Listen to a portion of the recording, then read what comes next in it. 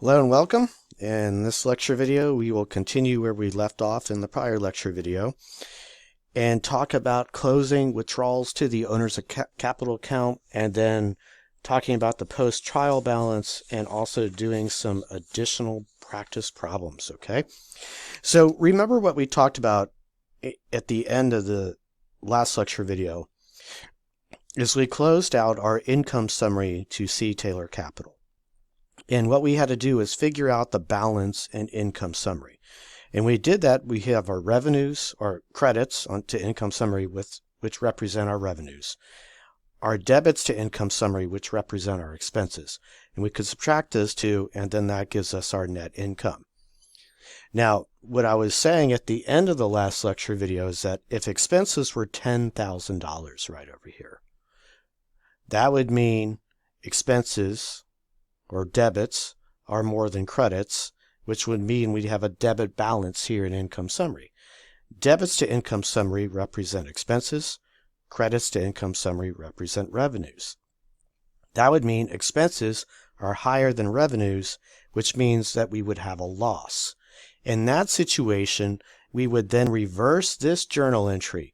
We would debit C. Taylor Capital and credit income summary for the amount of the loss. Okay, or the balance in income summary. But in this case, we had net income.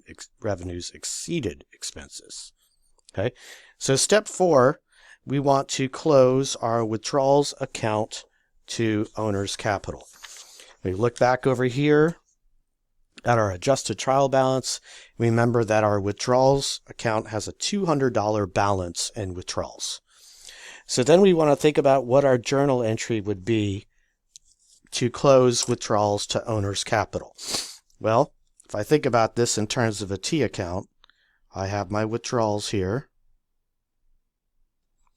and that's my $200 right there. So if I want to zero out withdrawals, what I have to do is put a credit there. Okay?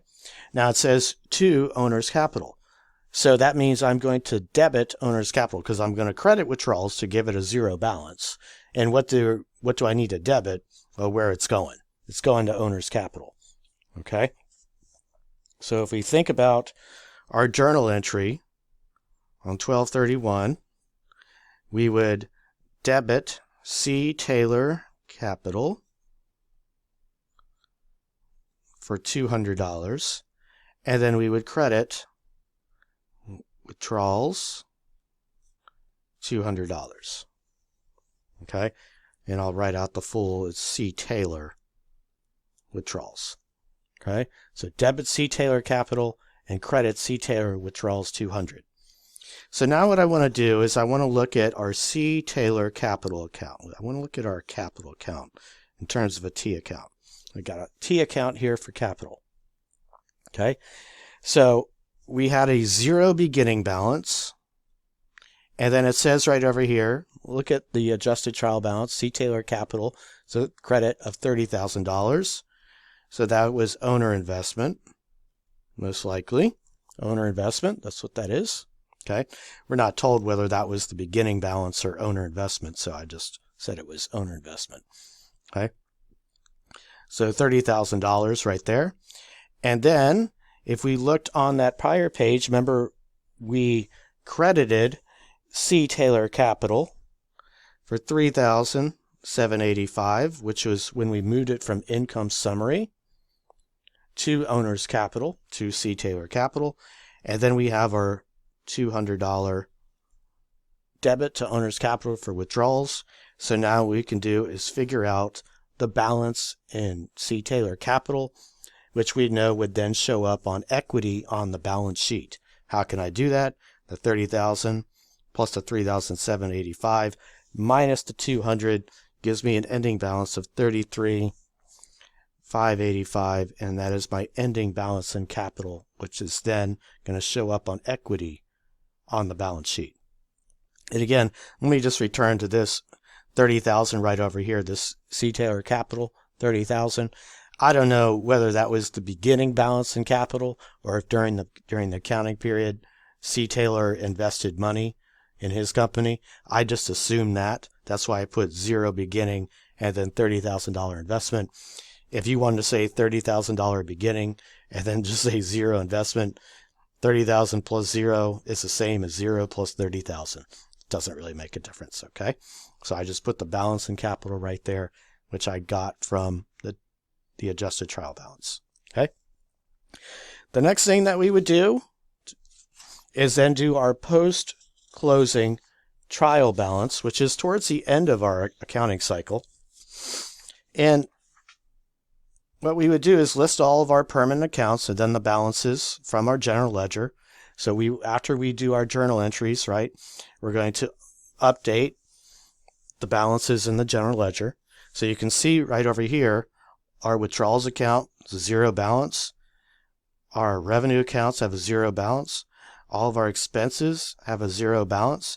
Then look at capital, 33,585, which is what we calculated on the prior page.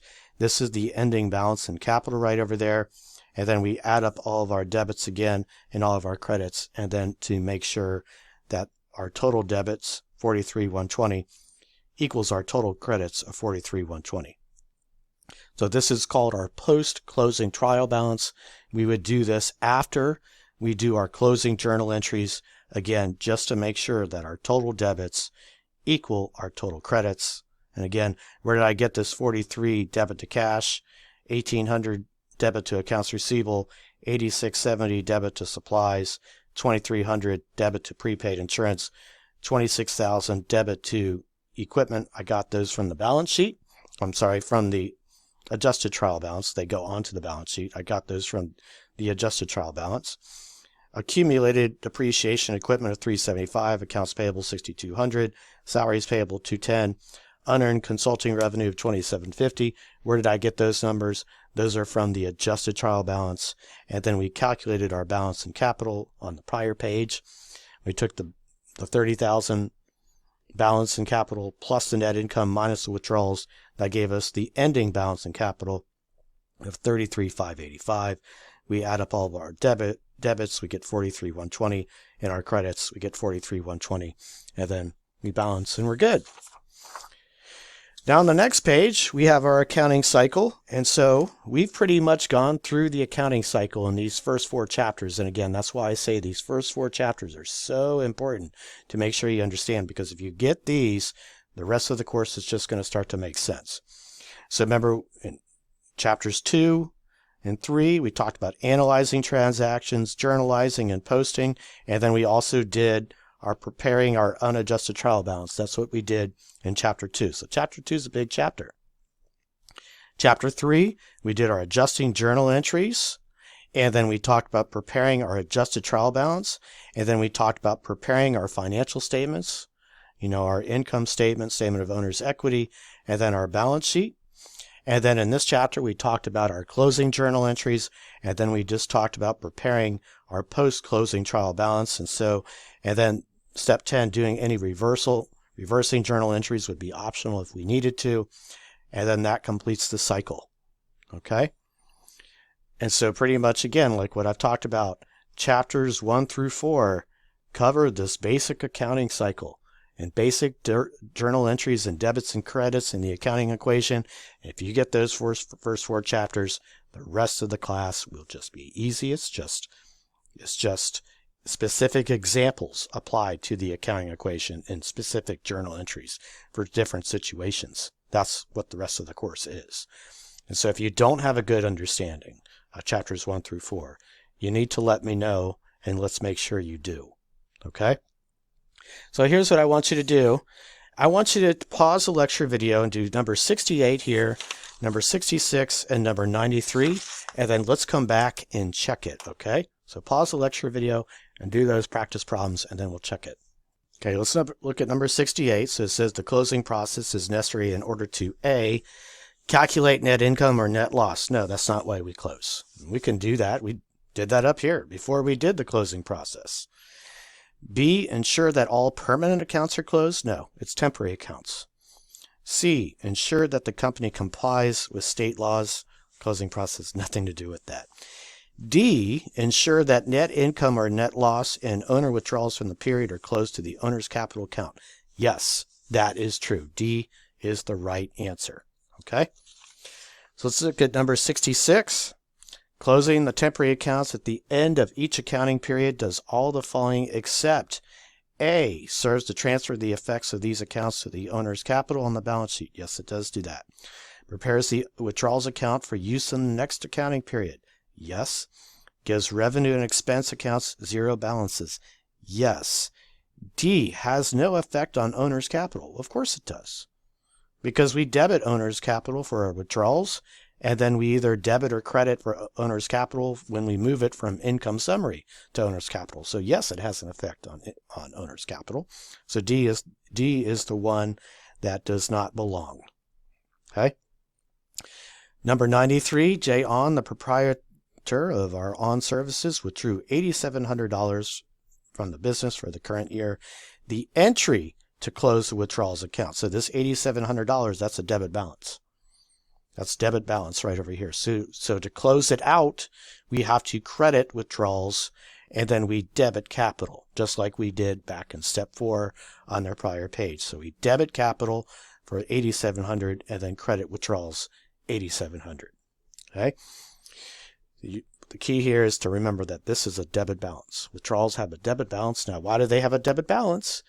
Because withdrawals decrease equity. And how do I decrease equity, which is on the right side of the accounting equation, with the debit? That's why. Okay? So it all comes back to the accounting equation and those debits and credits. That figure I've drawn several times where I show you the accounting equation with the debits and credits overlaid on the accounting equation. So much of what we do comes back to that. And again, that's why I just keep saying, making sure you understand chapters 1 through 4 is so important for the rest of the course. Okay? All right, so let's pause the lecture video and have you do numbers 94 and 95. And let me just kind of make sure with 95 right over here, we have total revenues of $125, total expenses of $60,000, J. Travis capital of $80,000, and then withdrawals of $15,000. Okay, and so I want you to do number 94. Actually, we'll let you pause the lecture video, do number 94, 95, and 96. Okay, 94, 95, and 96. Pause it, come back, and then let's check to see how you did. Okay. Hey, hello and welcome back. So we have our number 94 right over here. The company had revenues of $75,000, expenses of $62,000 for the accounting period. The owner withdrew $8,000 in cash during the same period. Which of the following entries could not be a closing journal entry?